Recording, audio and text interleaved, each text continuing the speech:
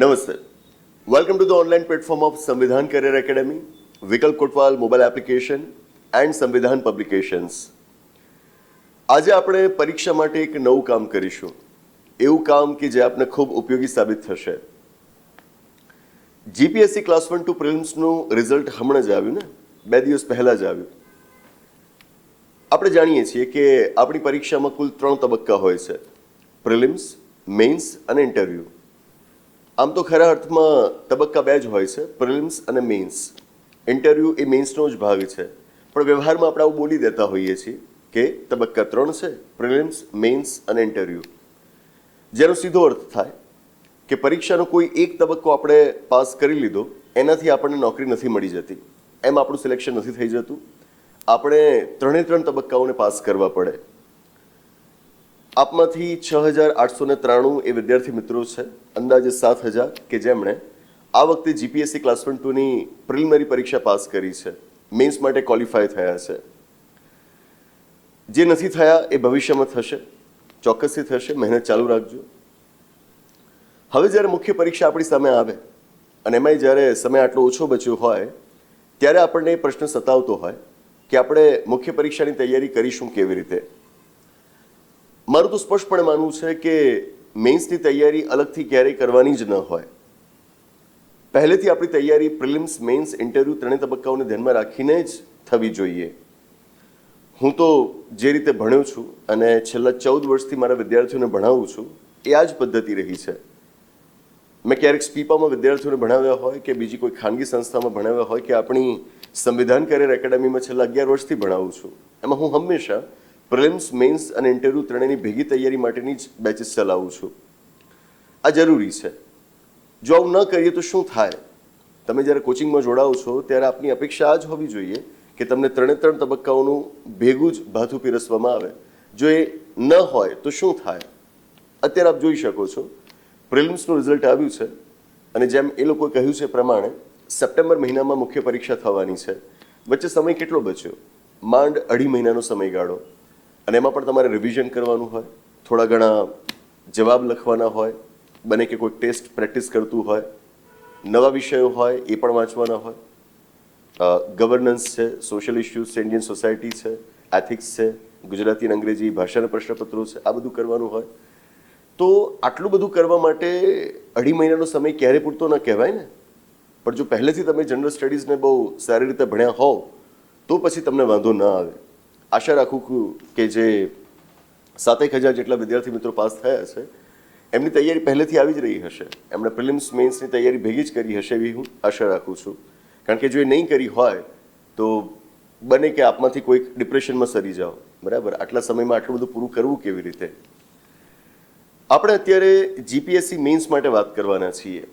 પહેલાં તો હું આપને જણાવી દઉં કે જીપીએસસી મેઇન્સ માટેના આપણા ડેડિકેટેડ ઓનલાઈન કોર્सेस પરમ દિવસે લોન્ચ થવાના છે. આજે નહીં, આવતીકાલે નહીં, પરમ દિવસે લોન્ચ થવાના છે, કે જેમાં આપણે આન્સર રાઇટિંગ માટેના સેશન્સ એમાં મૂકેલા છે. પોલિટી માટે આન્સર રાઇટિંગના સેશન્સ ત્યાં આગળ મૂકેલા છે, ઇકોનોમી માટે કરેલા છે, કરંટ અફેર્સ માટે કરેલા છે. ગવર્નન્સના જે ટોપિક્સ હવે તમારી સામે આવ્યા છે એ ટોપિક્સ ભણાવાયેલા છે, એનું આન્સર રાઇટિંગ પણ કરાવાયેલું છે. ઇન્ડિયન સોસાયટી નવો વિષય તમારા માટે થઈ જાય ને, તો એ વિષય પણ ભણાવાયેલો છે, એનું આન્સર રાઇટિંગ કરાવાયેલું છે. અને સાથે એથિક્સ તો ખરું જ ખરું. તો બધા જ વિષયોમાં મેં જાતે જ આન્સર રાઇટિંગ કરાવેલું છે. જે વિષયો તમે નવા ભણવાના છો એ મેં ભણાવ્યા છે પહેલાં, અને પછી એમનું આન્સર રાઇટિંગ કરાવેલું છે. અને જે વિષયો તમે પહેલેથી ભણી ગયા છો, પોલિટી, ઇકોનોમી, હિસ્ટ્રી, આ બધું તમારે પાછું ભણવાનું ન હોય, બરાબર, તો આ વિષયોમાં માત્ર આન્સર રાઇટિંગ કરાવેલું છે. તો જે તે સમયે જ્યારે પરમ દિવસે કોર્સ લોન્ચ થશે ત્યારે એની વિધિવત જાહેરાત કરીશું અને દરેકે દરેક એની વિગત હું તમને સમજાવીશ કે કયો કોર્સ શેના માટે છે. બરાબર છે. તો એમાં તો મેં આન્સર રાઇટિંગની ઘણી બધી વાતો કરેલી જ છે. જવાબ કેવી રીતે લખાય, સારા જવાબ કેવી રીતે લખાય, એનું બધું જ માર્ગદર્શન ત્યાં આગળ આપેલું છે. અને એટલું જ નહીં, મેં ત્યાં આગળ લગભગ દરેક વિષયમાં 10 સવાલો, સારા સવાલો બનાવીને એના જવાબ લખાવેલા છે. લખાવેલા છે એટલે જાતે લખેલા છે. બરાબર, મેં ત્યાં જવાબો લખ્યા છે. આજે પણ આપણા જે ઓફલાઈનના વિદ્યાર્થી મિત્રો છે એમના આવા જવાબ લખાવે. એટલે ઈચ્છા થઈ કે જે મિત્રો હજુ સુધી આપણી સાથે જોડાયા નથી, ન ઓફલાઈનમાં ન ઓનલાઈનમાં, એમને જે આ ચિંતા સતાવતી હશે કે મુખ્ય પરીક્ષાના જવાબ લખાય કેવી રીતે, બધું માર્ગદર્શન તો એક સાથે એક વિડીયોમાં ના આપી શકું, એ બધું કોર્સમાં આપણે આપેલું છે, પણ હું એમને જવાબ લખીને બતાવું, મુખ્ય પરીક્ષાનો જવાબ લખીને બતાવું. 150 શબ્દોમાં જવાબ લખવાનો હોય, 200 શબ્દોમાં જવાબ લખવાના હોય, તો એ કોઈ સામાન્ય કામ તો નથી હોતું ને. તો એમની સામે જો હું એક આદર્શ નમૂનો અત્યારે પૂરો પાડી શકું તો બને કે કદાચ એમને રાહત થાય, એમને સમજાય કે જવાબ આ રીતે લખાય. જવાબ આમ તો લોકો ગમે તે લખી નાખતા હોય છે, બરાબર, પણ ગમે તે લખી નાખીને આપણને માર્ક્સ તો મળતા નથી. સારું લખીએ, ઢંગનું લખીએ તો માર્ક્સ મળે. આની ઘણી ઝીણવટભરી બાબતો હોય છે જેને ફક્ત લેક્ચરની અંદર ન સમજાવી શકાય. પ્રેક્ટિકલી જ્યારે આપણે એને જોઈએ ને ત્યારે ખબર પડે કે આ જવાબ બન્યો કેવી રીતે, એની ડિઝાઇન શું છે, એનું સ્ટ્રક્ચર શું છે, એનું ફોર્મેટ શું છે, એને આપણે ઊંડાણમાં જઈને સમજવું પડે. 5 સવાલો કરો પણ સારા કરો. 50-500 સવાલોની પ્રેક્ટિસ કરવાની કોઈ જરૂર નથી. કોઈ પણ સારા 5 સવાલો વિષય દીઠ આપ કરો. એ એક સવાલની પાછળ બને તો કલાક કાઢો. આજે જ મેં મારા ઓફલાઈનના વિદ્યાર્થીઓ સાથે એથિક્સના 2 ક્વેશ્ચન્સની પ્રેક્ટિસ અમે કરી, તો એની પાછળ 2 કલાક ગયા, બરાબર છે. એક સવાલની પાછળ 1 કલાક, બરાબર. હું આ કહું છું કે બને તો એક સવાલની પાછળ 2 કલાક કાઢો તોય વાંધો નહીં, પણ આવા કોઈ પણ સારા 5 સવાલ તમે પ્રેક્ટિસ કરો, એ પેલા 500 ક્વેશ્ચન્સની પ્રેક્ટિસ કરતાં પણ વધારે તમને લાભ આપશે, બરાબર છે. ક્વોન્ટિટી વધારવાનો આગ્રહ ન રાખો, ક્વોલિટીનો આગ્રહ રાખો. એટલે તો મેં કહ્યું કે મેં જે ઓનલાઈન કોર્સીસ પણ ડિઝાઇન કર્યા છે એમાં વિષય દીઠ મેં સારામાં સારા 10-10 ક્વેશ્ચન્સ લીધા છે, અને એની મદદથી મેં સમજાવવાનો પ્રયત્ન કર્યો છે કે તમે ક્વોન્ટિટી ઉપર ફોકસ કર્યા વગર ક્વોલિટીની મદદથી કેવી રીતે પરીક્ષા પાસ કરી શકો છો, બરાબર છે. આન્સર રાઇટિંગ અત્યારે આપણે કરવાના છીએ. આન્સર રાઇટિંગમાં હું કહીશ કે એ વાત પણ એટલી જરૂરી બની જાય કે તમને એ કરાવડાવવામાં કઈ રીતે આવે છે. હું તમારી સામે અહીંયા આગળ એક સવાલ મૂકી દઉં અને પછી એનો જવાબ પણ તૈયાર મેં લખેલો હોય અને પછી હું તમને વંચાવું, તો હું માનું છું કે એને સાચું આન્સર રાઇટિંગ માટેનું માર્ગદર્શન ન કહેવાય, બરાબર. આમ તો તમે ગમે ત્યાંથી સવાલ લઈને એનો જવાબ શોધીને ટાઈપ કરી શકો અને બોલી શકો, બરાબર. આમાં નવું શું થયું? હું માનું છું કે વિદ્યાર્થીને એક સાચું સ્ટાન્ડર્ડ ત્યારે સમજાય જવાબનું કે જ્યારે એ લાઈવ એ જવાબને લખાતા જુએ. ટીચર એની સામે જાતે જવાબ લખતા હોય ને તો એના મગજમાં વાતો વધારે સારી રીતે ઉતરે, એવું મારું માનવું છે. અને એટલે જ હું મારા વિદ્યાર્થીઓને જ્યારે પણ પ્રેક્ટિસ કરાવું છું તો એવું ક્યારેય હોતું નથી કે હું જવાબ તૈયાર લખીને આવી ગયો અને પછી એમને બતાવી દઉં કે તમે આ લખી નાખો, અથવા તો હું વાંચીને એમને કહેતો જાઉં. એવું હું ક્યારેય નથી કરતો, કારણ કે હું એને જરાય સાચી પદ્ધતિ નથી માનતો. તો અત્યારે આપણે કરીશું શું? હું આપની સામે એક સવાલ મૂકીશ અને એ સવાલનો જવાબ કેવી રીતે લખાય એ હું જવાબ લખીને તમને બતાવીશ. ખાલી કહીશ નહીં કે આમ જવાબ લખાય, હું તમને આખો જવાબ લખીને બતાવીશ. મેં મારી યુપીએસસીની પરીક્ષા અને પછી જીપીએસસી ક્લાસ 1-2ની પરીક્ષામાં મેઇન્સ એ ઇંગ્લિશ મીડિયમ સાથે પાસ કરેલી છે, બરાબર.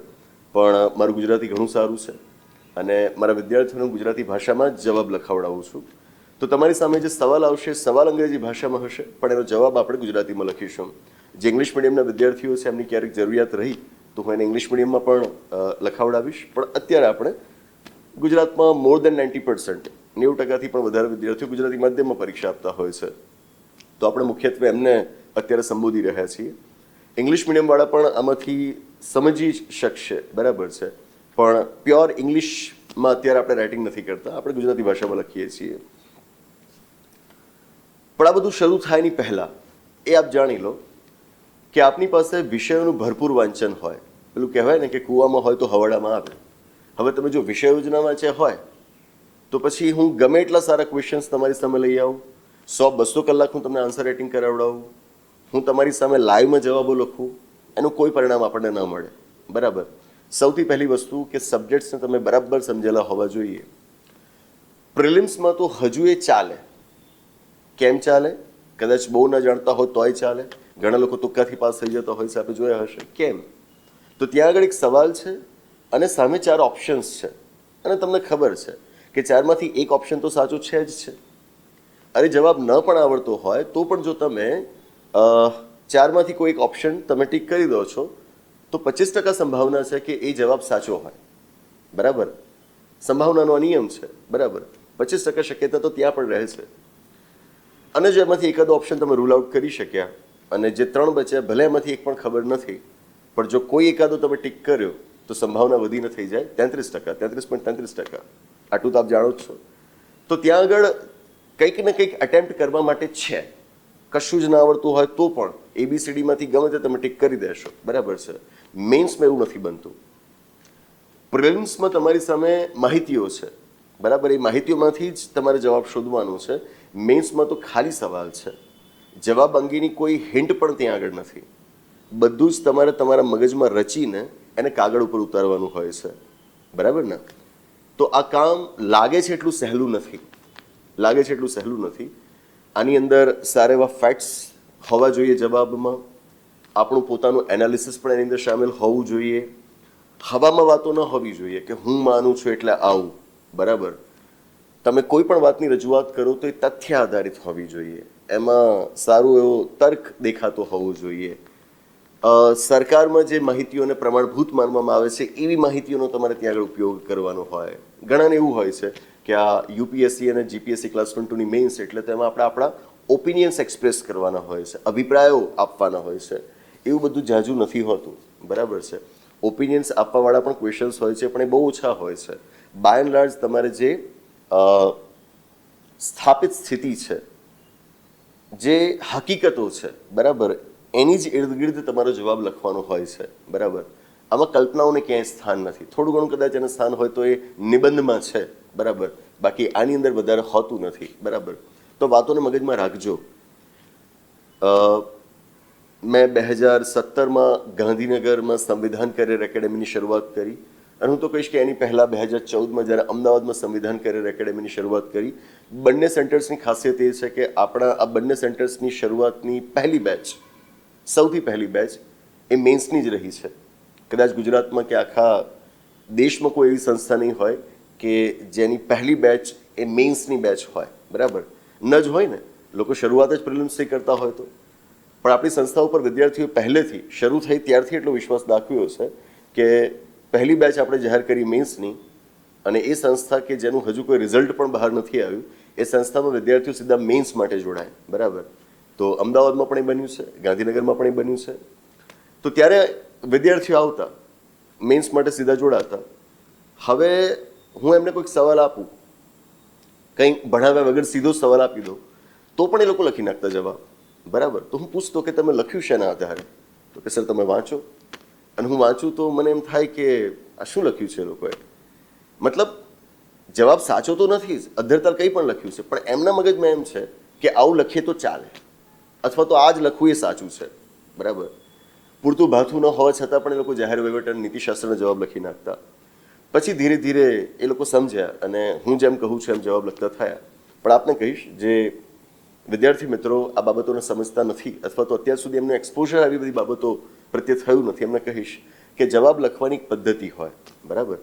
તમારા મગજમાં કંઈ પણ આવે ને તમે લખી નાખો એવું ના હોય, તમારી પદ્ધતિને અનુસરવી પડે.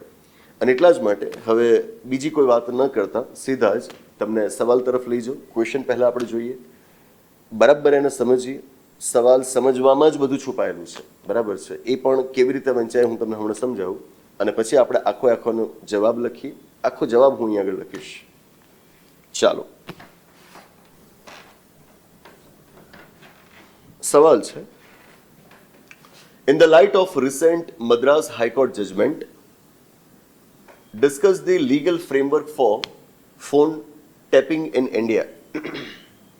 તમને ખ્યાલ છે કે આપણી એક્ઝામ્સમાં ડાયરેક્ટ ક્વેશ્ચન્સ નથી હોતા. ડાયરેક્ટ ક્વેશ્ચન્સ એટલે કેવા? તો કે રિઝર્વ બેંક ઓફ ઇન્ડિયાની મોનેટરી પોલિસી વિશે લખો, કે પછી 1857ના વિપ્લવના કારણો સમજાવો. આવા સવાલો કદાચ પહેલાં રહેતા, હવે નથી હોતા, બરાબર ને. આપણી પરીક્ષાઓમાં હવે ક્વેશ્ચન્સ એનાલિટિકલ હોય છે, અને એનાલિટિકલ પણ એવા કે જે મુખ્યત્વે કરંટ અફેર્સ સાથે જોડાયેલા હોય. મારું સ્પષ્ટ માનવું છે, મેન્સ પાસ કરવા માટે કરંટ અફેર્સનો ભરપૂર અભ્યાસ હોવો જોઈએ. ન્યૂઝપેપર્સથી જ કરંટ અફેર્સ તૈયાર કરવું, અને એ જ કરંટ અફેર્સ તમને મેન્સમાં આગળ લઈ જશે. પ્રિલિમ્સ સામાન્ય વાત થઈ જાય. હું મારા અંગત અનુભવ વિદ્યાર્થીઓ સાથે જ્યારે વાગોળતો હોઉં છું ત્યારે હું આ જ કહેતો હોઉં છું કે મેં જે UPSC મેન્સ પાસ કરી હતી જે તે સમયે, એમાં મેન્સ વખતે હું કહું કે મારી તૈયારીનો ઓલમોસ્ટ 80 to 90% પોર્શન એ કરંટ અફેર્સમાંથી જ આવતો. 80 to 90%. બરાબર. બાકીના સબ્જેક્ટ્સ તો આમ પણ પહેલાં સારા ભણેલા હોય તો એને રિવાઇઝ જ કરવાના હોય. તો જે મેઇન મારો ફોકસ રહેતો એ ન્યૂઝપેપર્સ પર રહેતો. ધ હિન્દુ, ઇન્ડિયન એક્સપ્રેસ, બસ આની જ મદદથી હું મેન્સ પાસ કરતો. ઘણી વખત તમને એવું લાગશે કે સર ક્યાં કરંટ અફેર્સને એટલા બધા સવાલ છે. જુઓ ને, સીધો જ સ્ટેટિક પોર્શનમાંથી સવાલ પૂછાયો છે. હું કહીશ કે તમે ભૂલ કરી રહ્યા છો. તમે એ સવાલને ધ્યાનથી જોજો અને પછી તમે કરંટ અફેર્સને તમારી નોટ્સમાં જો ક્યાંક હોય તો એને ચકાસજો. તમને એની કોઈક ને કોઈક લિંક મળી આવશે. જેમ કે હમણાં જ પેલું ડીવાયએસઓ પ્રિલિમ્સનું આપણે કામ કર્યું હતું, જેના પ્રશ્નપત્ર પરથી નવી પરીક્ષા માટેની સ્ટ્રેટેજી શું હોવી જોઈએ આપણે નક્કી કર્યું હતું. તો એમાં મેં ઘણા બધા ક્વેશ્ચન્સ એવા બતાવ્યા હતા, જેમ કે બંધારણનો અનુચ્છેદ 1. તો જે તે સમયે બંધારણના અનુચ્છેદ 1 વિશે જ એમણે કેમ પૂછ્યું, તો એ વખતે ભારત અને ઇન્ડિયા આ બે નામો વચ્ચેનો વિવાદ ચાલતો હતો. બરાબર. એટલા અનુચ્છેદ 1 ચર્ચામાં હતો, એટલા અનુચ્છેદ 1 વિશે એમણે સવાલ પૂછ્યો. હવે અનુચ્છેદ 1 વિશે સવાલ પૂછ્યો તો આમ લાગે કે બંધારણમાં આપેલો છે તો એ તો પૂછે જ ને. તો આમ તો બંધારણમાં 450 થી પણ વધારે અનુચ્છેદો આપેલા છે. બીજાને એને આ જ અનુચ્છેદ આપણને કેમ પૂછ્યો? કારણ કે ચર્ચામાં હતો. આવી ઘણી બધી બીજી વાતો મેં સેશનમાં કરેલી છે, આપ જુઓ છો. મુદ્દે કહેવા માંગુ છું કે કરંટ અફેર્સ પરથી જ તમારા મેન્સના ક્વેશ્ચન્સ બનતા હોય છે. લખી રાખો. ખાસ તો ઇન્ડિયન પોલિટી, ઇન્ડિયન ઇકોનોમી, પછી સાયન્સ એન્ડ ટેકનોલોજી છે, એન્વાયરમેન્ટ છે અને ફોરેન પોલિસી છે. બરાબર. આ બધા એરિયાઝ છે કે જેમાં એક તબક્કે હું કહું કે 90% ક્વેશ્ચન્સ આ સબ્જેક્ટ્સના ખાલી કરંટ અફેર્સમાંથી જ આવે છે. તો એ જરાય ખોટું નથી. જેમ કે અત્યારે સોશિયલિસ્ટ અને સેક્યુલર શબ્દો અમુકના ચર્ચામાં છે, તો એના વિશે સવાલ આ વખતની મેન્સમાં પૂછાય તો એ કોઈ નવી વાત ના કહેવાય. આપણા ઉપરાષ્ટ્રપતિશ્રીએ ભારતના બંધારણના મૂળભૂત માળખાના ખ્યાલને એક રીતે તો નકાર્યો છે, એને પડકાર્યો છે. હમણાંની એમની સ્પીચીસ તમે સાંભળો. બરાબર.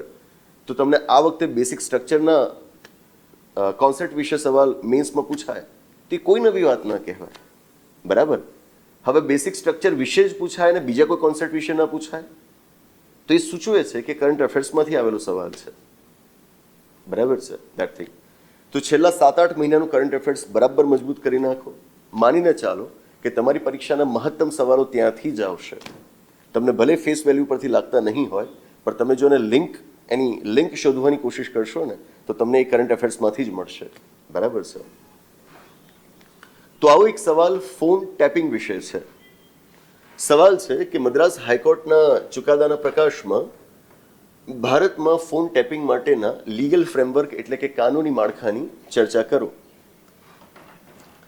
હવે આના માટે સૌથી પહેલી જરૂરિયાત શું હોય? આપણને મદ્રાસ હાઈકોર્ટનો ચુકાદો ખબર હોવો જોઈએ. અંદાજે 3-4 દિવસ પહેલા જ મદ્રાસ હાઈકોર્ટનો ચુકાદો આવેલો છે, આપે વાંચેલો હોવો જોઈએ. એટલીસ્ટ પરીક્ષાલક્ષી એમાં શું છે એ તો આપે જાણેલું જ હોવું જોઈએ. અને જો એ જાણ્યું તો એની તરત સાથે જે વિષયનો આ ચુકાદો છે ફોન ટેપિંગ, એ ફોન ટેપિંગ વિશેની તમામ વિગતો તમે એકઠી કરેલી હોવી જોઈએ. તમામ એટલે કે પરીક્ષાલક્ષી. બરાબર છે. આશા રાખું કે આપે કરી હશે અને જો કરી હોય તો તમે એને સરખાવતા જજો. હું તમારી સામે આનો જવાબ લખું છું અને એ પ્રમાણે આપણે આગળ વધીશું. જવાબમાં સરસ મજાનું ઇન્ટ્રોડક્શન હોવું જોઈએ, પછી બોડી પાર્ટ આવે ને પછી કોન્ક્લુઝન લાવીએ. એવા બધા વિકિપીડિયા ટાઈપ આન્સર્સ લખવાનો આગ્રહ ન રાખતા. આ નકામી વાતો કરનારા લોકો છે, કોચિંગ સંસ્થાઓવાળા, ઘણી વખત ધ સો કોલ્ડ ટોપર્સ. એમના ખરા જવાબ જે એમણે પરીક્ષામાં લખ્યા હતા એ તમે ક્યારેક વાંચી લેશો ને તો તમને થશે કે આની મદદથી આ ભાઈ પરીક્ષા પાસ થયા. બરાબર. હવે તો એ લોકો પોતાની આન્સર શીટ્સ બતાવતા પણ નથી હોતા. બરાબર છે. તો એ કહેવા માટે તો ગમે તે કહી દેવાય કે આવું ઇન્ટ્રોડક્શન હોવું જોઈએ, તેવો બોડી પાર્ટને છેલ્લે આવું તો કોન્ક્લુઝન આપવું જ પડે. એકચ્યુઅલ એક્ઝામ તમે જ્યારે લખવા બેસો ને ત્યારે એ અલગ જ અનુભવ હોય છે. બરાબર. એમાં તો અંદર જે હશે સીધું બહાર જ આવી જશે. બરાબર. હોવું જોઈએ સામાન્ય એક રૂપરેખા તમારે જાળવી રાખવાની હોય, પણ એક જ સ્ટ્રક્ચરમાં દરેક જવાબ આવે એવું ન બને. બરાબર. અને હું તો હંમેશા કહું છું ઇન્ટ્રોડક્શન એ બધામાં ફોકસ ન કરો. તમારી પહેલી લાઈનથી તમારું કન્ટેન્ટ શરૂ કરી દો. બરાબર. કહેવાય first impression is the last impression. તો પહેલી છાપ તમે જે ઊભી કરો છો એ જ એટલી સારી હોવી જોઈએ ને કે એને ઇંતેજારી રહે કે આગળ એણે જવાબમાં શું લખ્યું હશે. બરાબર. એવી ઇંતેજારી એની અંદર પેદા કરો.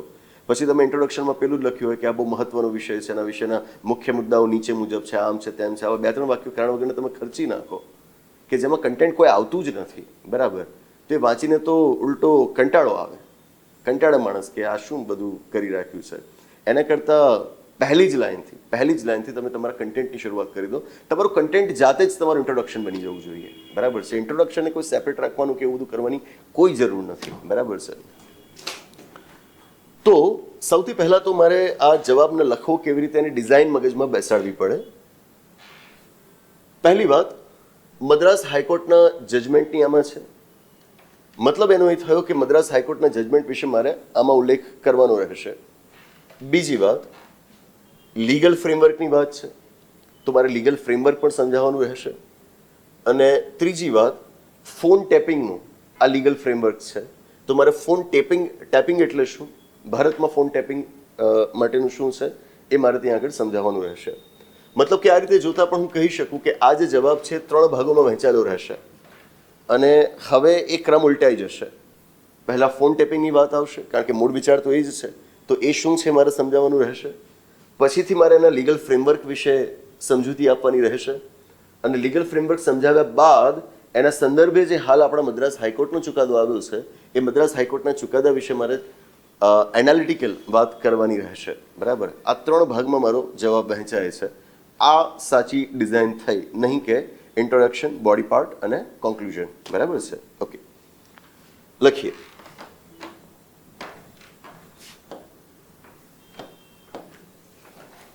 જેમ મેં જણાવ્યું કે સૌથી પહેલાં આપણે જે મૂળ મુદ્દો છે એને આપણે વ્યાખ્યાયિત કરવો જોઈએ, અને એ જ આપણું ઇન્ટ્રોડક્શન બની જાય. મૂળ મુદ્દો શું છે? Phone tapping. તો ફોન ટેપિંગ એટલે શું એ હું પહેલા સમજાવું. ફોન ટેપિંગ એટલે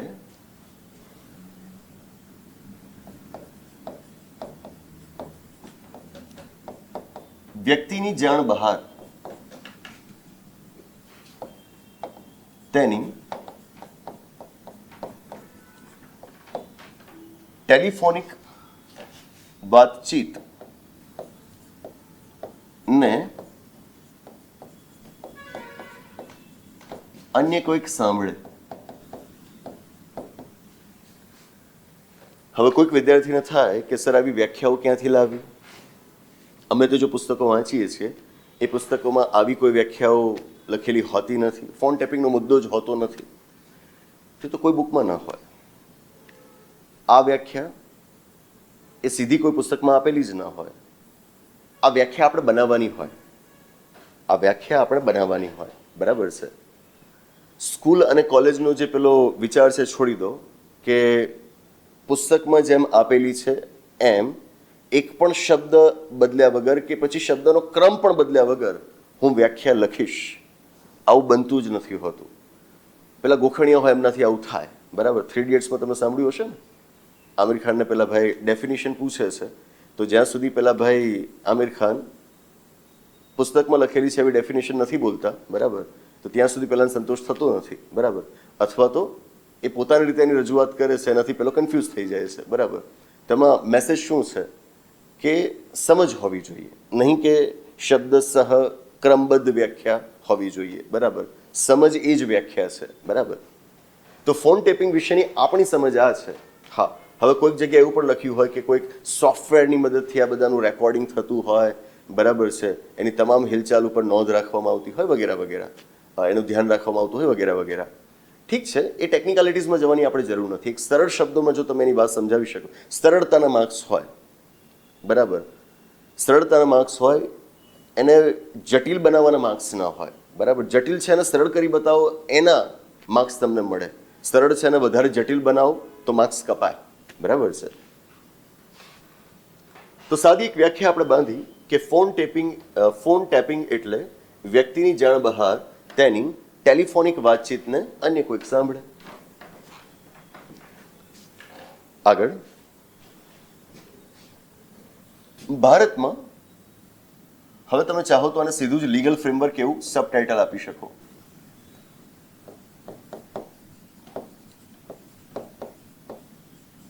કાનૂની માળખું. હું આગ્રહ રાખીશ કે તમારા જવાબમાં જ્યાં જ્યાં શક્ય હોય ત્યાં ટાઇટલ્સ આપવા, સબટાઇટલ્સ આપવા, કે જેથી જે તમારા એક્ઝામિનર છે તરત શોધી શકે કે તમે કઈ જગ્યાએ કઈ વસ્તુ લખેલી છે. આપણો ટાર્ગેટ એ હોવો જોઈએ કે આપણા એક્ઝામિનરને આપણે બને એટલું ઓછું કષ્ટ આપીએ, બરાબર. એમને વસ્તુ એટલી બધી સરળ કરી આપીએ કે એમના માટે આ બધી વસ્તુ વાંચવી એક આનંદનો વિષય બની જાય, બરાબર. તો એના માટે જરૂરી છે કે ઇઝીલી લોકેટ કરી શકતા હોવા જોઈએ કે કઈ જગ્યાએ કઈ વસ્તુ આવેલી છે. દિવસ દરમિયાન એમણે ઘણા બધા પેપર ચકાસવાના હશે, બરાબર. તો વિચારો કે કયું એ પેપર હશે કે જેને વધારે માર્ક્સ આપશે. ઓબ્વિયસલી એ જ કે જેમાં એમને વધારે મજા આવી હશે, અને મજા એમાં જ આવે કે જેમાં સરળતા વધુ હોય, બરાબર છે. તો આ રીતે આપણે વચ્ચે વચ્ચે હેડિંગ્સ આપતા રહીએ, ટાઇટલ્સ આપતા રહીએ તો જવાબ વધુ આકર્ષક બને. અને બીજું કે ધારો કે આ 3 ભાગમાં આપણે જવાબને અત્યારે વહેંચવાના છે, જેમ આપણે ડિઝાઇન નક્કી કરી. તો વિચારો ને કે કોઈક એક્ઝામિનર હોય એ જ્યારે પેપર હાથમાં લેશે અને સીધા જ એમાં જવાબમાં 3 ભાગ દેખાશે, દેટ્સ ઇટ. એટલે પહેલાં જે બોર્ડ આવ્યું એ લેશે ને એમાં જ એને ખબર પડી જશે કે તમે એમાં શું શું આપ્યું છે. હવે તમે સીધા જ ફકરા ખડક્યા હોય ત્યાં આગળ, લાંબા લાંબા વાક્યો ખડક્યા હોય, બરાબર, તો પછી એ કંટાળી જ જાય ને. આવું તો એને નિબંધમાં વાંચવું હતું, એને જીએસમાં જોવા મળ્યું, તો એને મજા ના આવે, બરાબર. તો તમારે એને એક વેલ સ્ટ્રક્ચર્ડ મેનરમાં રજૂ કરવું, અને એના માટે આપણે ટાઇટલ્સ આપવા, હેડિંગ્સ આપવા, બરાબર છે. ઓકે, કાનૂની માળખું, લીગલ ફ્રેમવર્ક શું છે. બીજી એક વાત સાથે એ પણ કહી દઉં કે વચ્ચે ક્યાંક તમારે અંગ્રેજી શબ્દો વપરાઈ જાય તો ચિંતા નહીં કરવાની, બરાબર. છૂટથી વાપરી દેવાના, બરાબર. એની કોઈ તકલીફ નથી. પણ ઘણા લોકો એવું કહેતા હોય કે ગુજરાતી તે એકદમ ગુજરાતીમાં જ લખવાનું, શુદ્ધ ગુજરાતીમાં, એવું કાંઈ નથી હોતું. વચ્ચે તમે યથેચ્છ અંગ્રેજી શબ્દોનો ઉપયોગ કરી શકો છો, બરાબર છે. મેં આની જગ્યાએ લીગલ ફ્રેમવર્ક લખ્યું હતું કે એનાથી માર્ક્સ મારા નહોતા કપાઈ જવાના. કન્ટેન્ટના માર્ક્સ હોય અહીંયા આગળ, લેંગ્વેજના નહીં. લેંગ્વેજ માટે 2 અલગ પેપર્સ છે. તમારી સાહિત્ય ઉપર પકડ કેટલી છે, ભાષા ઉપર કેટલી પકડ છે, એને સમજવા માટે એ લોકોએ એસેનું પેપર પણ રાખેલું છે, બરાબર. તો નાહકની વાતોમાં ક્યારે પડવું નહીં. ખાસ તો જે લોકોને આ પરીક્ષા પાસ કરવાનો અનુભવ હોય એમની પાસેથી વાતો જાણવી, બરાબર. પેલા જે 5-5, 6-6 મેન્સ આપ્યાનો દાવો કરતા હોય છે, એટલી બધી મેન્સ કેમ આપવી પડી, બરાબર. એના પછી પણ તમે નાપાસ થયા, બરાબર. તો સ્વાભાવિક છે કે એમના આન્સર રાઇટિંગમાં બહુ મોટી ભૂલો હતી. 5-6 મેન્સે કોઈક નાપાસ થયાનો મતલબ શું થયો, બરાબર. તો વસ્તુ છેવટની એ છે કે જેને આ પરીક્ષા પાસ કર્યાનો અનુભવ છે એની પાસેથી અનુભવને જાણવો કે એણે શું કર્યું હતું, અને એ પણ નિખાલસ હોવા જોઈએ પાછા, બરાબર. ઘણા એવું પણ કરતા હોય કે પાસ થઈ ગયા બાદ એક ભ્રમ પેદા કરતા હોય મેરિટનો, કે હું તો આવું કરતો ને તેવું કરતો, ભલે એમાંથી 50% પણ એમણે ના કર્યું હોય, બરાબર. પ્રામાણિકતા રાખવી. કાનૂની માળખું શું છે. હવે અગેન કાનૂની માળખું સમજાવવા માટે પહેલાં તમને ખબર હોવું જોઈએ, બરાબર છે. તો આપણી પાસે 1885ના વર્ષનો એક કાયદો છે,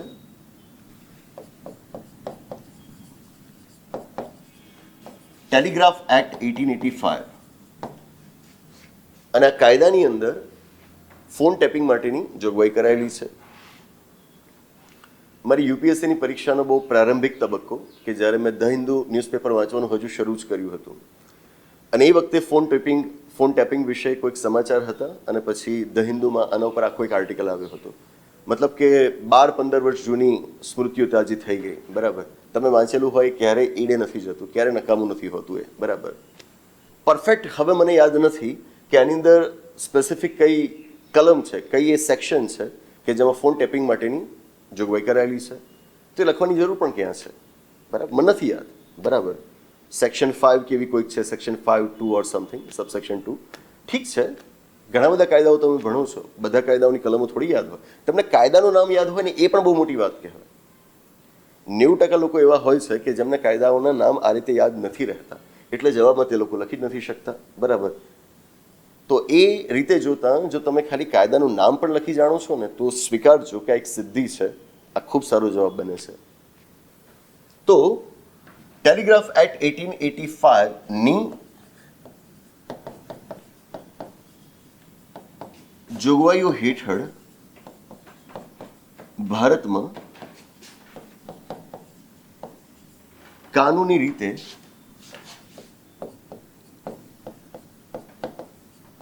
ફોન ટેપિંગને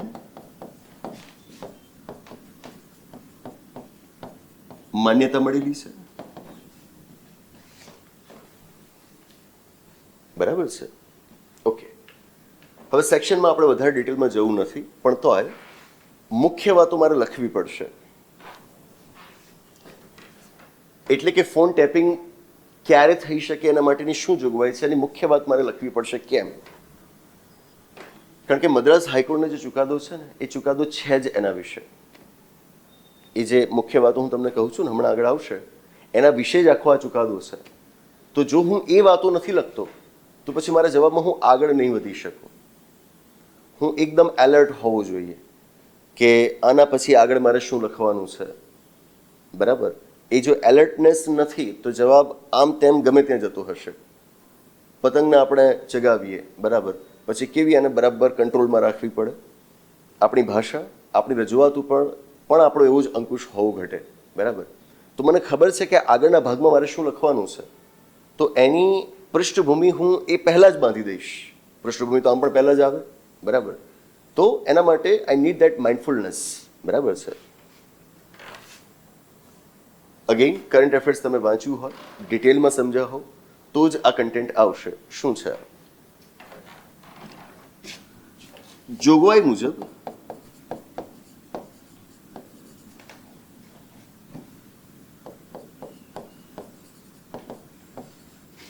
પબ્લિક એમરજન્સી અને પબ્લિક સેફટીના સંજોગોમાં પબ્લિક એમરજન્સી અને પબ્લિક સેફટીના સંજોગોમાં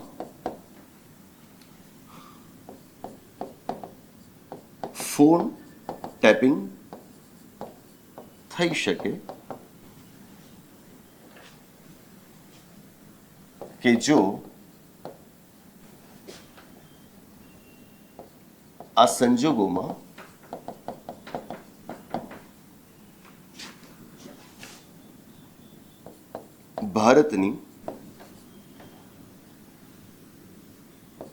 ભારતનું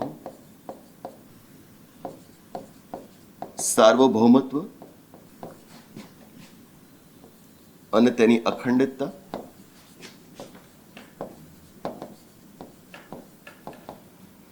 રાજ્યની સલામતી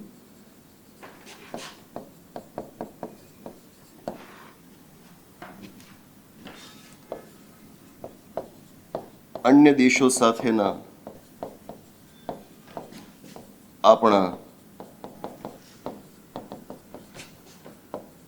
મૈત્રીભર્યા સંબંધો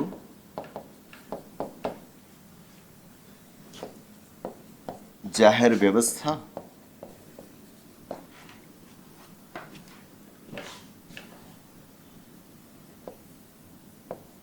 અને ગુનાની ઉશ્કેરણી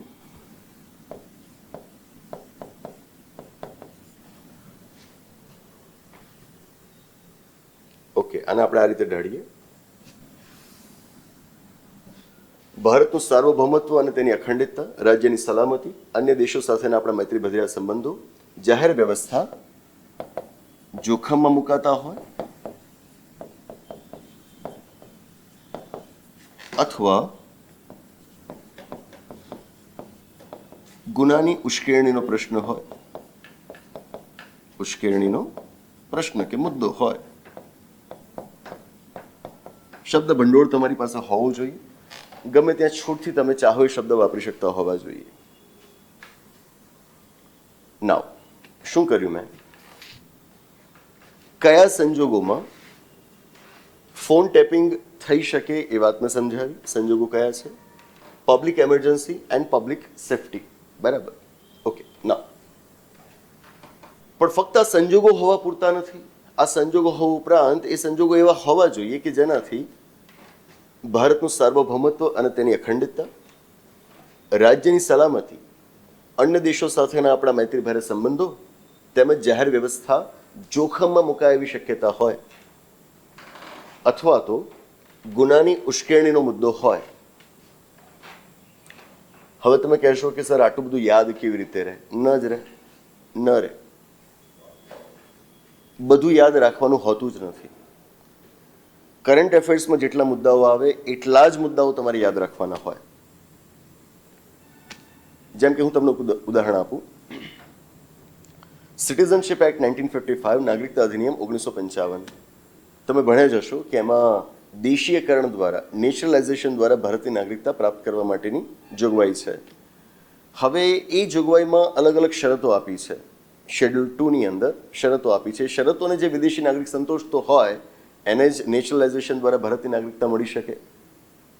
પણ સાથે એમાં એમ પણ કહેવાયું છે કે ચોક્કસ વિદેશી નાગરિકો આ શરતોને ન સંતોષતા હોય તો પણ એમને તમે ભારતીય નાગરિકતા આપી શકો.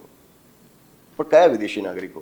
તો ત્યાં લખ્યું છે એવા વિદેશી નાગરિકો કે જેમણે સાહિત્ય, કલા, વિજ્ઞાન, વિશ્વ શાંતિ, world peace, philosophy, human progress, મતલબ કે માનવીય પ્રગતિ, આ 6 ક્ષેત્રમાં કંઈક ઉત્કૃષ્ટ યોગદાન આપ્યું હોય. બરાબર છે. હવે આ 6 ક્ષેત્રો મને યાદ છે. કેમ? કારણ કે જે તે વખતે અદનાન સામીને આ જ જોગવાઈનો ઉપયોગ કરીને ભારતીય નાગરિકતા આપવામાં આવી હતી. 2013 કે એની આસપાસની વાત છે. એટલે મેં એ વખતે આ ક્ષેત્રો બરાબર યાદ રાખ્યા હતા. વાત એ અલગ છે કે મને હજુ સુધી યાદ છે. પણ કદાચ ને આજે હું એ ભૂલી ગયો હોઉં, મને આછું પાતળું યાદ હોય, 6માંથી 3 યાદ હોય તોય વાંધો નથી. પણ હા, એટલું તો ખબર હોવી જોઈએ કે પેલી જોગવાઈઓ, પેલી શરતોને ન સંતોષતા હોય એવા વ્યક્તિઓને પણ અમુક ચોક્કસ ક્ષેત્રોમાંથી પસંદ કરેલા વ્યક્તિઓને ભારતીય નાગરિકતા આપવા માટેની જોગવાઈ છે. આટલું મને આછું પાતળું ખબર હોય તો પૂરતું છે. બરાબર. પણ એ વખતે જ્યારે કરંટ અફેર હતું ત્યારે મને એના વિશે પરફેક્ટલી ખબર હતું. આજે ભલે આછું પાતળું યાદ હોય. આ વાત હું કરું છું. આ જ વાત કદાચ તમે 3-4 મહિના પછી ભૂલી જશો, વાંધો નહીં. તમે જ્યારે એકચ્યુઅલી વહીવટ કરતા હશો ત્યારે તમારી પાસે કાયદાઓનું બધું જ હશે ને. બરાબર. તો ત્યારે તો તમે રેફરન્સ લઈ લઈને જ ચાલવાના છો. પણ જ્યારે કરંટ અફેર્સમાં આવા કોઈક ફેક્ટ્સ આવતા હોય તો એને એ 2-3 મહિના માટે તો પરફેક્ટલી યાદ રાખવા જ પડે. પરફેક્ટલી કરતાં પણ કહું કે આમાં પણ કદાચ મેં 5 કારણો લખ્યા છે. 5 યાદ નથી રહેતા, 2 રહે છે, 3 રહે છે. એટલા લખો. પણ લખો. ખાલી એટલું લખીને મૂકી ન દો કે ટેલિગ્રાફ એક્ટ હેઠળ ફોન ટેપિંગ થઈ શકે છે. બરાબર. કારણ કે હમણાં તમે આગળ જોશો, તમે ખાલી કાયદાનું નામ લખીને બેઠા ને તો તમારો જવાબ આગળ ક્યાંય વધતો જ નથી. આ જે પોઈન્ટ્સ છે કે જેમાંથી મદ્રાસ હાઈકોર્ટનું જજમેન્ટ તૈયાર થાય છે. બરાબર છે. તો જો તમે એ જ પોઈન્ટ્સની કોઈ જ વાત નથી કરી તો ભાઈ જવાબ આગળ વધશે કેવી રીતે? બરાબર છે. તો જે લોકો તો કાયદાનું નામ પણ નથી જાણતા એમના માટે તો આ બધું જ જતું રહ્યું. બરાબર. મેં કહ્યું ને કે જે લોકો કાયદાનું જાણે છે ખાલી કાયદાનું નામ એકલું લખે તો એ પૂરતું નથી. તો હવે વિચારો કે જે લોકોને કાયદાનું નામ પણ નથી ખબર એમનો તો જવાબ બનશે જ. બરાબર.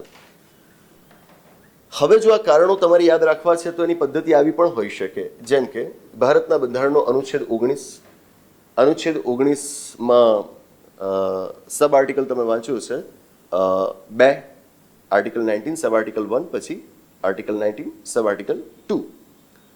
આર્ટિકલ 19 સબ આર્ટિકલ 1 નો clause A is about freedom of speech and expression. વાણી અને અભિવ્યક્તિની સ્વતંત્રતા વિશે છે. હવે વાણી અને અભિવ્યક્તિની સ્વતંત્રતા ઉપર રાજ્ય ક્યારે વાજબી નિયંત્રણો લાવી શકે, રિઝનેબલ રિસ્ટ્રિક્શન્સ ઇમ્પોઝ કરી શકે, એ સ્થિતિઓ તમને 19(2) આપેલી છે. અને એ 19(2) જે 8-10 જેટલા કારણો અપાયેલા છે ને, વાંચો, સ્થિતિઓ અપાયેલી છે. એમાંના તો આ 5 છે. આમ પણ કરી શકાય. 19(2) તો તમે આખો યાદ રાખતા જ હશો ને. આશા રાખું કે રાખતા જ હશો. તો એમાં જે કારણો અપાયેલા છે એમાંના જ 5 કારણો અહીંયા લખાયેલા છે. આમ પણ તમે યાદ રાખી શકો છો. બરાબર. જે કરો એ 5 નહીં તો 2 પણ જવાબમાં હોવા જોઈએ એવું હું કહું છું. બરાબર. નાઉ જવાબમાં સાથે સાથે આપણે અંડરલાઇન્સ કરતા રહીએ એ પણ જરૂરી છે કે જેથી આપણે સ્પેસિફિક પાર્ટને હાઇલાઇટ કરીએ. જો હાઇલાઇટ કરવા માટેની ઘણી બધી પદ્ધતિઓ છે. એક તો આપણે હેડિંગ મૂક્યા. બરાબર. એ બહુ મોટી વાત થઈ. હેડિંગથી પણ આગળ જો તમે હેડિંગને પણ તમે અંડરલાઇન કરો તો સારું લાગે. ઉપરાંતના આવા જે કેચી વર્ડ્સ છે કે જેના પરથી તમારે માર્ક્સ સ્કોર કરવાના છે. બરાબર. એને હાઇલાઇટ કરો તો વધુ સારું. Public emergency, public safety. બરાબર છે. That thing. મતલબ આપણે એવું માનીને ચાલીએ કે જે એક્ઝામિનર હશે એને તો આ બધું ખબર જ હશે. એ તમારા જવાબમાં શોધતા હશે કે એણે પબ્લિક ઇમરજન્સી ક્યાં લખ્યું છે, ટેલિગ્રાફ એક્ટનો ઉલ્લેખ ક્યાં કર્યો છે. હા, દેટ થિંગ. તમે અંડરલાઇન કરેલું હશે એનાથી એનું તરત ધ્યાન ત્યાં જ પડશે. એના ઉપર પડશે કે જેના આધારે તમને માર્ક્સ આપવા છે. હું તો કહીશ કે જો આ રીતે તમે હાઇલાઇટ કરવામાં સક્સેસફુલ નીવડે ને તો એ પછી તમારો આખો જવાબ પણ નહીં વાંચે. આ હાઇલાઇટેડ પાર્ટ્સના આધારે જ તમને માર્ક્સ આપી દેશે, સારામાં સારા માર્ક્સ આપી દેશે. બરાબર છે? That thing. નાવ તો એક વાત કરી કે આ કાયદામાં અંગેની જોગવાઈ છે, પણ સાથે આપણે કહ્યું છે કે મારે માળખું જાણવું છે. તો સરળ શબ્દોમાં આપણે એમને માળખું જણાવી દઈએ. માળખું જો આપણે ધ્યાનમાં હોય તો કેન્દ્ર સરકાર, રાજ્ય સરકાર બંને ફોન ટેપિંગ કરાવડાવી શકે છે, અને રાજ્યમાં ઓબ્વિયસ છે પોલીસ કરાવડાવી શકે છે, અને સેન્ટરમાં જે બીજી લો એન્ફોર્સમેન્ટ એજન્સીસ છે જેમ કે તમારી CBI છે, NIA છે, નેશનલ ઇન્વેસ્ટિગેશન એજન્સી, પછી તમારું જે નાર્કોટિક્સ બ્યુરો છે, દિલ્હીના પોલીસ કમિશનર છે, even central board of direct taxes છે, આ ઘણી બધી સંસ્થાઓ છે, RAW છે, IB છે, આ બધી જ સંસ્થાઓ છે કે જેમની પાસે ફોન ટેપિંગ કરાવવા માટેની સત્તાઓ રહેલી છે. તો તમે આ બધા વિશે લખી શકો, પણ બધા વિશે લખવા જાવ તો ન પહોંચાય. કેમ ન પહોંચાય એ પણ જોવાનું ને કે મારે 150-200 શબ્દોમાં જવાબ પૂરો કરવાનો છે. ખાલી કાનૂની માળખા વિશે તમે ચાહો તો 300 શબ્દો લખી શકો એમ છે એમાં. બરાબર છે? પણ એમ તો કંઈ બધું લખવા જવાતું નથી. બરાબર? તો તમારી અંદર એ વિવેક આવી જવું જોઈએ કે હું કેટલું લખીશ અને કેટલું છોડી દઈશ. તો અહીં આગળ મારા બધી સંસ્થાઓ વિશે લખવું છે, પણ એમ બધાના નામ હું લખવા જાઉં એમ પહોંચાશે નહીં. તો હું આવું કરી શકું કે કેન્દ્ર તેમજ રાજ્ય સરકારની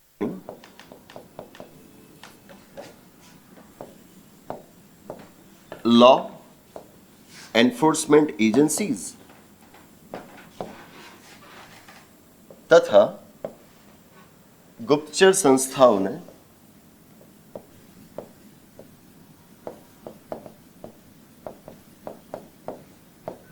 આ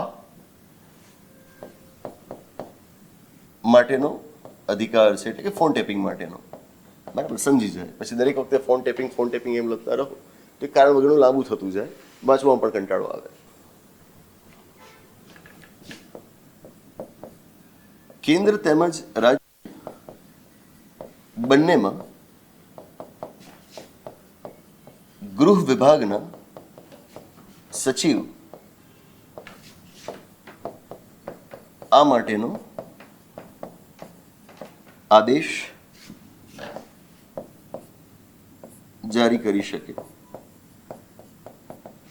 સિમ્પલ રાખવાનું. જે તમારા સેક્રેટરી ટુ હોમ ડિપાર્ટમેન્ટ હોય એમની પાસે પાવર હોય ઓર્ડર ઇસ્યુ કરવાના. જો કે પછી ડેલિગેશન ને વગેરે વસ્તુ આગળ જોઈન્ટ સેક્રેટરીના સંદર્ભમાં પણ છે. એ ઘણું લાંબુ છે, એમાં આપણે જતા નથી. એક ઓવરવ્યૂ આપણે આપી દીધો કે ભાઈ ફોન ટેપિંગ થઈ ક્યારે શકે, કોણ કરી શકે, એના ઓર્ડર્સ કોણ ઇસ્યુ કરી શકે. બરાબર છે? સમજાય ને? વચ્ચે એક ટેકનિકલ પ્રોબ્લેમ આવી ગયો હતો એટલે કપાઈ ગયું. આગળ વધીએ. તો હું એ વાત કરી રહ્યો હતો કે સિમ્પલ વસ્તુ આપણે સમજાવીએ છીએ, એક ઓવરવ્યૂ આપીએ છીએ. અનનેસેસરી ડિટેલ્સમાં ક્યારેય ન જવું. જેમ મેં જણાવ્યું કે બને કે જો આ વિશે તમે બહુ ડિટેલમાં વાંચ્યું હોય તો તમારી પાસે આના વિશેની ભરપૂર માહિતી હોય, પણ તમારે શબ્દ મર્યાદાને પણ જોવાની છે. હું જ્યારે આટલે પહોંચું છું ત્યારે મને સમજાય છે કે લગભગ હું અડધો જવાબ લખી ચૂક્યો છું. કેવી રીતે? તો જેમ કે આપણે ડિઝાઇન નક્કી કરી હતી ને કે આપણા જવાબમાં ફોન ટેપિંગની વ્યાખ્યા આવવી જોઈશે, એનું લીગલ ફ્રેમવર્ક આવવું જોઈશે, અને પછી મદ્રાસ હાઈકોર્ટનો ચુકાદો આવવો જોઈશે. 3માંથી 2 વાત તો આવી ગઈ. પહેલી વાત વધારે પડતી જ નાની હતી એટલે આપણે એને બહુ કન્સિડર નથી કરતા, પણ હવે બીજું પૂરું થયું તો આપણે માનવું પડે ને કે આપણો જવાબ અડધે આપણે કરી ચૂક્યા છીએ. તો હવે જે એનો સેકન્ડ હાફ આવે એના ઉપર આપણે કામ કરીએ. પણ એ કામ આપણે કઈ રીતે કરવાનું છે? આની સાથે જોડીને. બરાબર? કેમ? તો એ જોડવું પડે, કારણ કે લખ્યું છે in the light of recent Madras high court judgement. એટલે કે આ બધી જ ચર્ચાઓ આપણે મદ્રાસ હાઈકોર્ટના ચુકાદાના પ્રકાશમાં કરવાની છે. મદ્રાસ હાઈકોર્ટનો ચુકાદો મને ખબર હોવો જોઈએ એ તો ખરું જ, પણ એ ચુકાદા સંદર્ભે જે કોઈ પણ લીગલ ફ્રેમવર્કની વાતો છે એ મારે જવાબમાં લખવી પડે, અને એ જ આપણે લખી છે. એના સિવાયનું બીજું કશું નથી લખ્યું. બરાબર? આ પણ એક સમજવા લાયક બાબત છે કે મદ્રાસ હાઈકોર્ટના ચુકાદાના સંદર્ભે જ વાતો મારે લીગલ ફ્રેમવર્કમાંથી લેવાની અને જવાબમાં લખવાની છે, બીજી કોઈ વાતો નથી લખવાની. તો હવે લખીએ મદ્રાસ હાઈકોર્ટનો ચુકાદો. કે જેને પણ આપણે એક હેડિંગ દ્વારા હાઇલાઇટ કરીશું.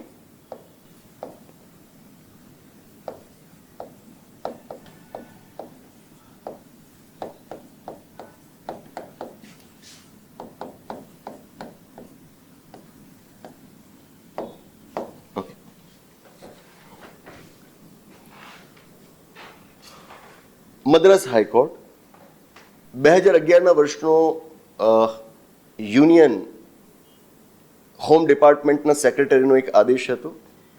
સીબીઆઈએ લગભગ ફોન ટેપિંગ માટેની મંજૂરી માંગી હતી અને પછી આમણે ઓર્ડર ઇસ્યુ કર્યો હતો વે બેક ઇન 2011, બરાબર છે. અને એ ઓર્ડરને મદ્રાસ હાઈકોર્ટે ક્વોશ કરી દીધો, મતલબ કે ગેરબંધારણીય જાહેર કર્યો, ખોટો ઇલીગલ જાહેર કર્યો, બરાબર છે. અને એટલે જ તો એ સમાચાર બન્યા છે, બરાબર. ઓર્ડર જૂનો હતો અને હમણાં કોસ્ટ થયો એટલા માટે નહીં, પણ એમાં જે કન્ટેન્ટ જોડાયેલું છે એના લીધે તો એ ચર્ચામાં રહ્યું છે. What is it?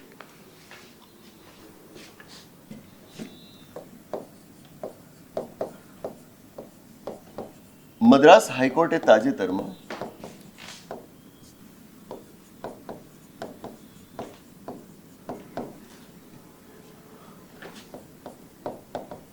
Phone tapping અંગેના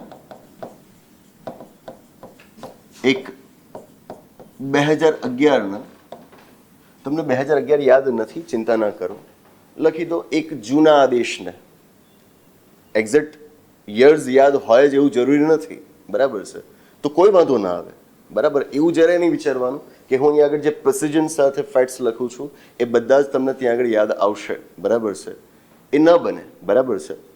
અને એના કારણો ઘણા બધા હોય. હું ટીચર છું, આપ સ્ટુડન્ટ છો. બીજું કે મારો આ ફિલ્ડમાં ઘણો લાંબો અનુભવ છે, બરાબર. 1.5 દાયકાથી પણ વધારે સમય મારા ફિલ્ડમાં થયો, બરાબર. It's more than 15 years as a student, અને પછી હું ટીચર તરીકે ગણું ને તો આમ તો 16-17 વર્ષ થઈ જાય, બરાબર છે. તો આ સ્થિતિમાં એ તથ્યો ઉપર મારી જેટલી પકડ હોય એટલી વિદ્યાર્થી તરીકે આપણી ન હોય, એ સામાન્ય બાબત છે. તો એની ચિંતા નહીં કરવી, પણ મુખ્ય જે વિચાર છે એ આપના જવાબમાં જળવાઈ રહે એવો પ્રયત્ન આપે કરવો. તો મદ્રાસ હાઈકોર્ટે તાજેતરમાં ફોન ટેપિંગ અંગેના એક 2011ના આદેશને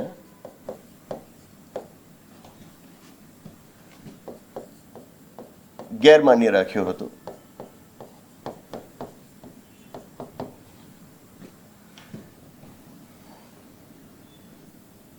કોર્ટે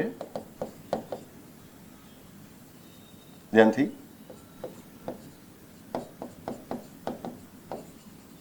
People's Union for Civil Liberties, that is PUCL, versus Union of India કેસના ચુકાદાને ટાંકતા જણાવ્યું હતું, ટાંકતા નિર્ણય આપ્યો હતો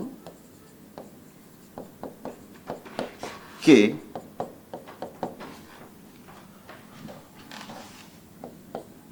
ફોન ટેપિંગ એ અંગતતાના અધિકાર, કૌંસમાં લખો,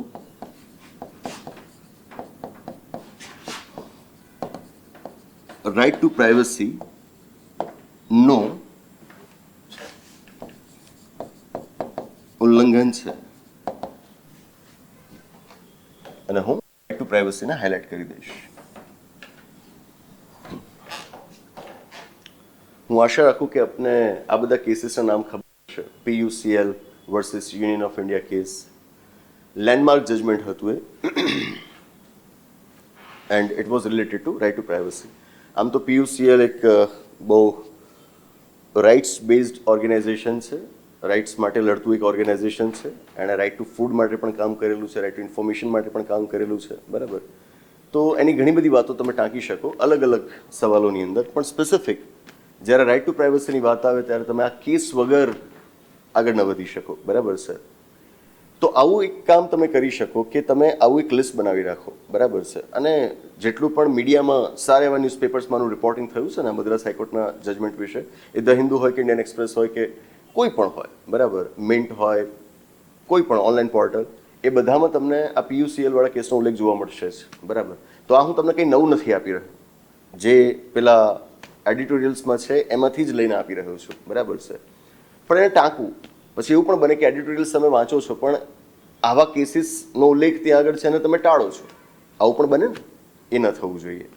બને ત્યાં સુધી એને ટાંકવાનો આગ્રહ રાખો કે જેથી જવાબની ઓથેન્ટિસિટી વધે, બરાબર. બાકી તો પછી વાતો જ લાગે ને, બરાબર. વચ્ચે વચ્ચે ફેક્ટ્સ એવા આવવા જોઈએ કે જે ધ્યાનાકર્ષક લાગે, બરાબર.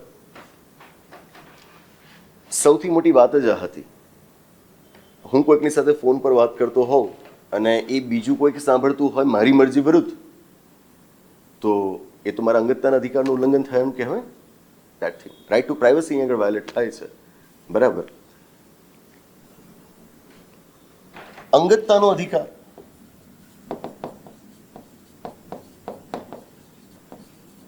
એ ભારતના બંધારણના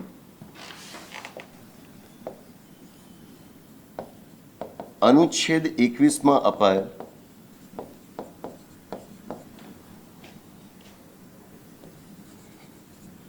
જીવન અને અંગત સ્વતંત્રતાના મૂળભૂત અધિકારનો જ હિસ્સો છે.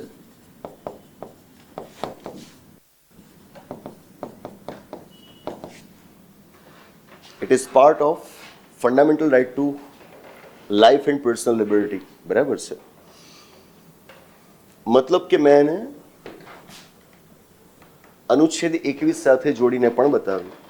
મદ્રાસ હાઈકોર્ટના ચુકાદાનો આધાર જ આ છે, બરાબર છે. આમાં વધુ એક ધ્યાનાકર્ષક વાત કઈ થઈ તો આપણા કેસનું નામ લખ્યું, જ્યાં જ્યાં તમારે માર્ક્સ સ્કોર કરવાના છે એ ફેક્ટ્સને તમે હાઇલાઇટ કરવાનો આગ્રહ રાખો. એક જવાબની અંદર કદાચ ને આવા 4-5 મુદ્દાઓમાં તમે હાઇલાઇટ કર્યું હશે, આખા વાક્ય નહીં કરવાના, બરાબર. એ કંટાળાજનક બની જાય. આટલું કરો એટલે એને સમજાઈ જાય. જેમ કે People's Union for Civil Liberties વાંચ્યું, પછી રાઇટ ટુ પ્રાઇવસી જોયું અને પછી અનુચ્છેદ 21, એટલે સમજાઈ જાય, પ્રોસેસ થઈ જ જાય તરત.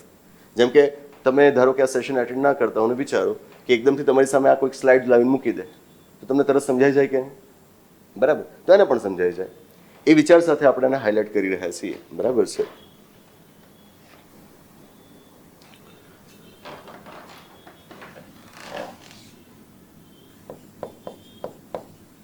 કોર્ટે જણાવ્યું હતું કે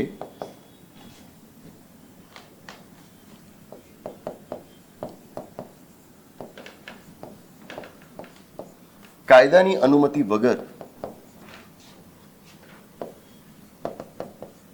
અંગતતાના અધિકારનું ફોન ટેપિંગ દ્વારા હનન કરી શકાય નહીં.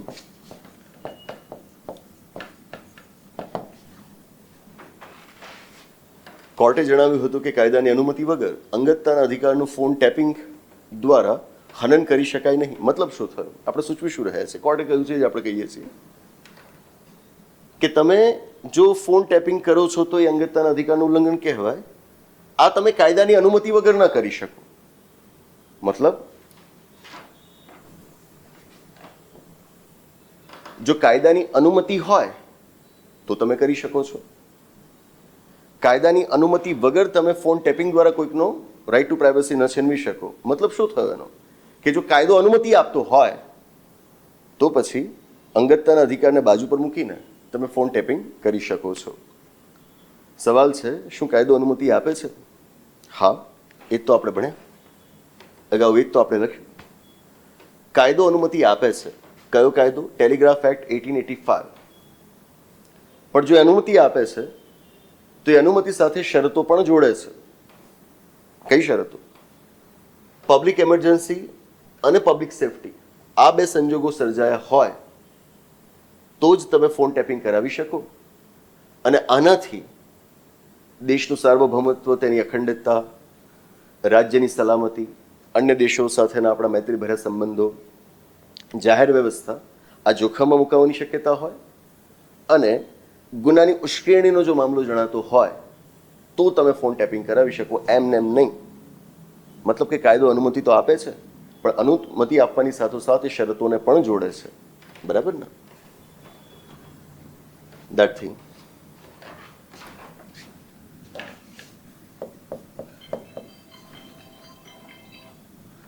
ટેલિગ્રાફ એક્ટ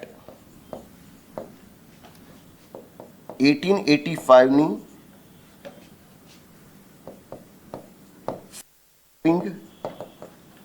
માટેની શરતોને 2011 નો આદેશ સંતોષતો ન હોવાના કારણે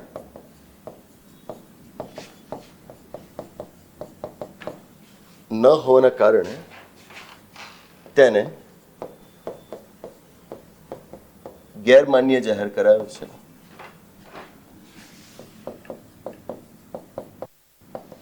તો આપણે સીધું એને રેફરન્સ આપીને જોડી દીધું.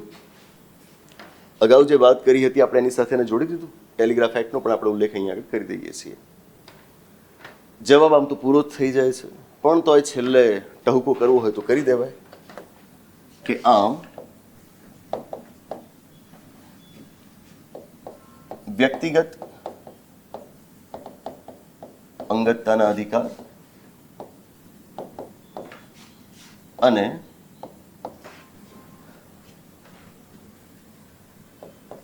વ્યાપક જનહિતની જાળવણી વચ્ચે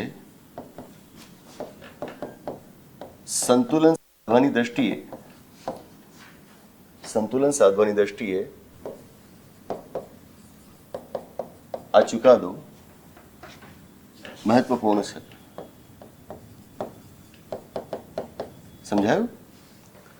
મારો અધિકાર પણ જળવાઈ રહેવો જોઈએ અને સાથે વ્યાપક જનહિત પણ સચવાવું જોઈએ, લાર્જર પબ્લિક ઇન્ટરેસ્ટ સૌ થવું જોઈએ.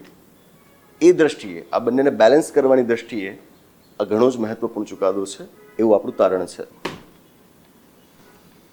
That's it. શબ્દો ગણી લો. હું દરેક જવાબ લખ્યા પછી મારા વિદ્યાર્થીઓને કહેતો હોઉં છું કે તમે શબ્દો ગણી લો.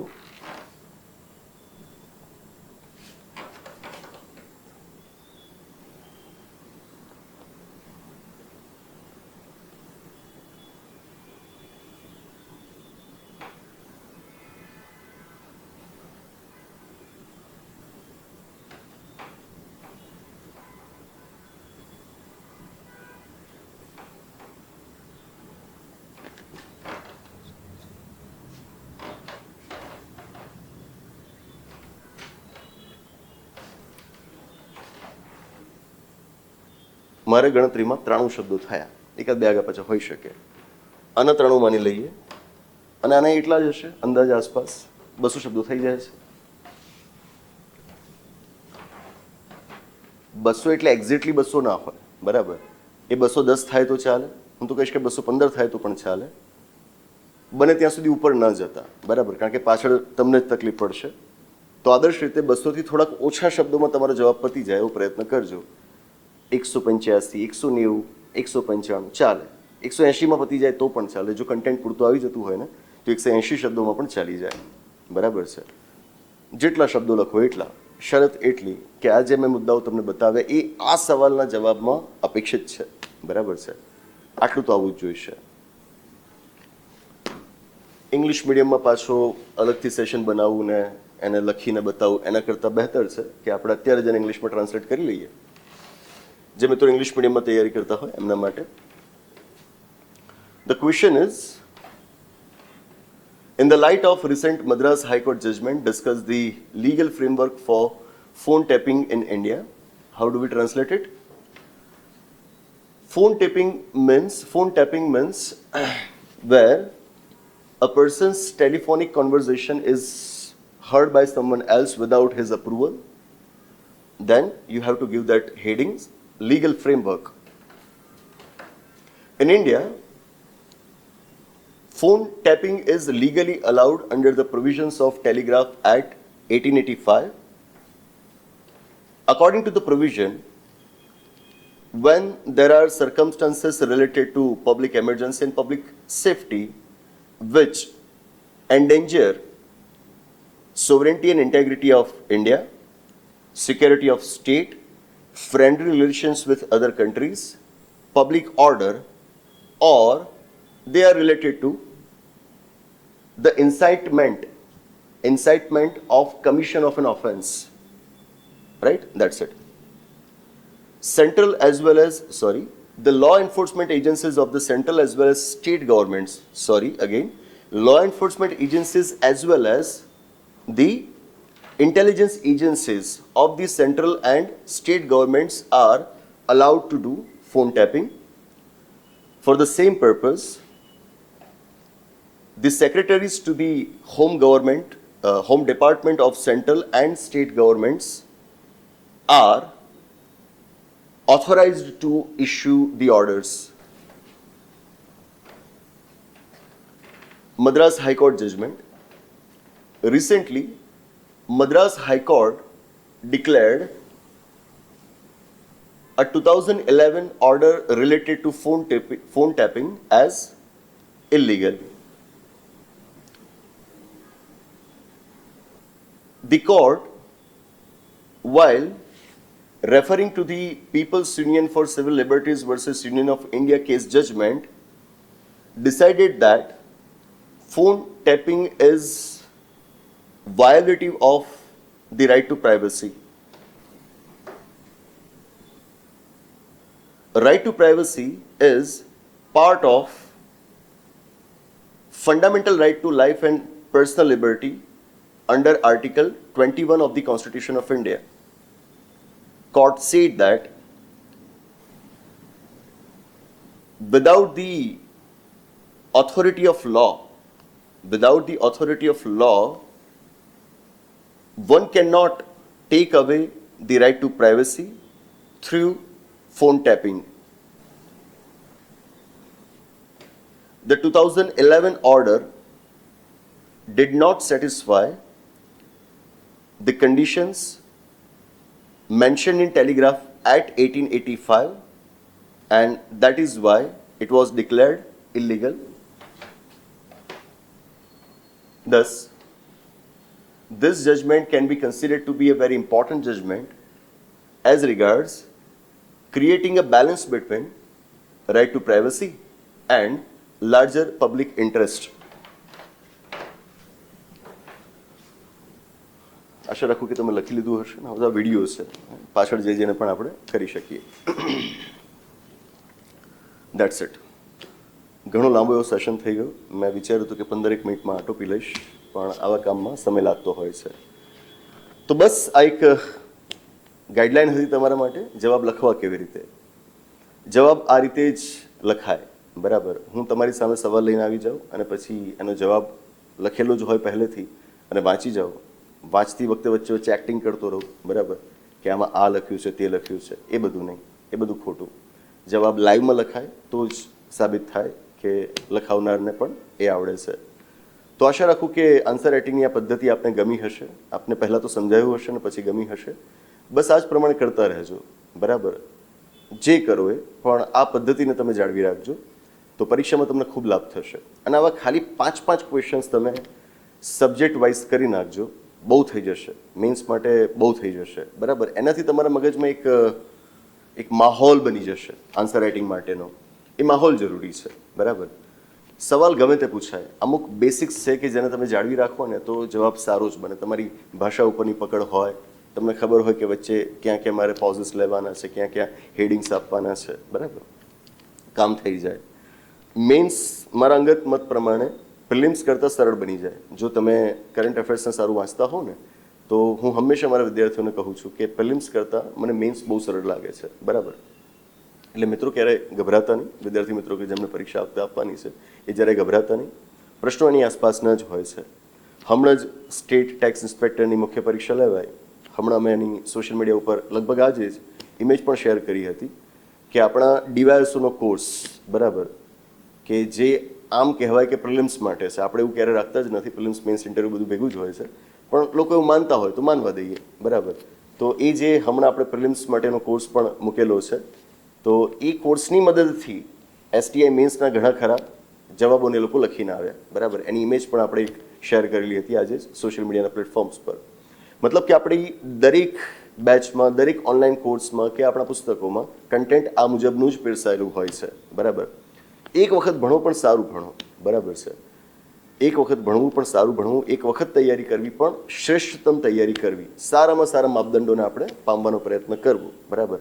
પછી પરીક્ષા ગમે ત્યાં, UPSC આવે તોય, GPSC ક્લાસ 1 2 આવે તોય, ડીવાયએસઓ STI આવે તોય, કે પછી CC આવે તોય, કોઈ અલગથી તૈયારી કરવાની જરૂર ન પડે. There has to be one master preparation. એક વખત કરી લો, જી જાન લગાવીને પ્રિપરેશન કરો, પાછું વળીને જરાય ના જુઓ બરાબર. આટલું કરી લીધું ને તો પછી પેલો જે સ્ટ્રેસ આવે છે ને એક્ઝામનો એ નહીં આવે. Rather you would be enjoying. આજે કલાક 1.5 કલાક સુધી મારે તમારી સાથે આની ચર્ચા કરવી હોય તો આઈ ડોન્ટ ફીલ ટાયર્ડ. મને કંટાળો નથી આવતો, મને થાક નથી લાગતો. Reason I enjoy this process બરાબર. તો પ્રિપરેશનનું પણ એવું જ છે, you must enjoy your preparation બરાબર છે.